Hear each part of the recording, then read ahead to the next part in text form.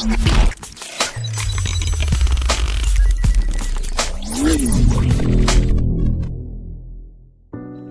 assalamualaikum semua. Kembali lagi di channel Yespandar Prima Medan.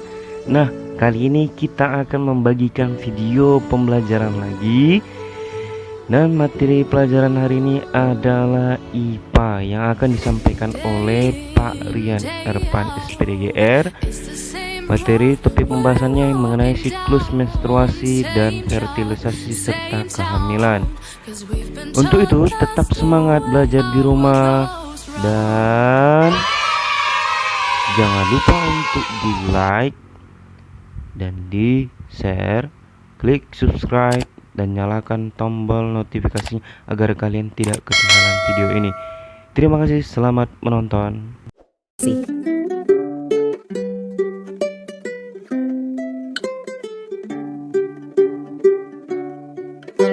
Apa itu menstruasi? Menstruasi atau haid merupakan pendarahan yang terjadi akibat luruhnya dinding sebelah dalam rahim atau endometrium. Menstruasi terjadi ketika embrio tidak terbentuk. Siklus ini rata-rata terjadi sekitar 28 hari, namun tidak semua wanita mempunyai siklus yang sama. Ada yang 21 hari, ada pula yang mencapai 30 hari. Siklus menstruasi dikendalikan hormon-hormon reproduksi yang dihasilkan oleh hipotalamus, hipofisis, dan ovarium.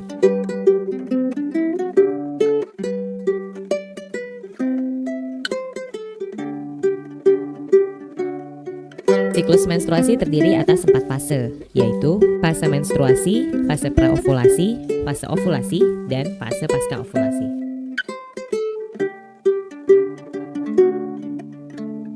Fase menstruasi. Fase ini terjadi jika ovum tidak dibuahi sperma, sehingga korpus luteum menghentikan produksi hormon estrogen dan progesteron. Turunnya kadar estrogen dan progesteron menyebabkan lepasnya ovum dari endometrium yang disertai robek dan luruhnya endometrium, sehingga terjadi pendarahan. Fase menstruasi ini berlangsung kurang lebih 5 hari.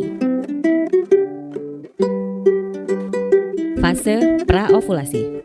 Fase ini disebut juga dengan fase poliferasi. Pada fase ini, hormon pembebas gonadotropin yang dikeluarkan hipotalamus akan memacu hipofise untuk mengeluarkan FSH. FSH adalah follicle stimulating hormone yang memacu pematangan dan merangsang folikel untuk mengeluarkan hormon estrogen. Fase ovulasi. Ovulasi terjadi pada hari ke-14. Peningkatan kadar estrogen menghambat pengeluaran FSH. Kemudian hipofise mengeluarkan LH atau luteinizing hormone. Peningkatan kadar LH merangsang pelepasan sel telur yang telah matang dari folikel di dalam ovarium. Peristiwa ini disebut ovulasi.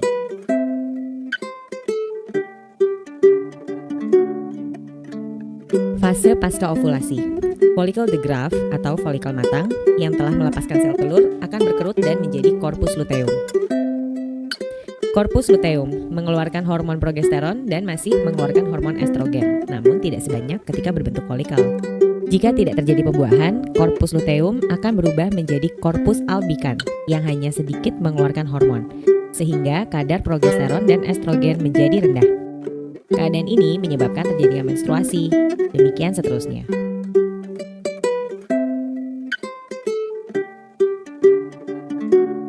Nah, kalian sudah menonton video pembelajaran mengenai menstruasi pada wanita. Menstruasi terjadi jika ovum tidak dibuahi oleh sperma. Akan tetapi, apabila ovum dibuahi oleh sperma, maka akan terjadi proses fertilisasi dan kehamilan. Jika kalian penasaran terhadap bagaimana sih Pak proses fertilisasi dan kehamilan, nah mari kita tonton video ini bersama.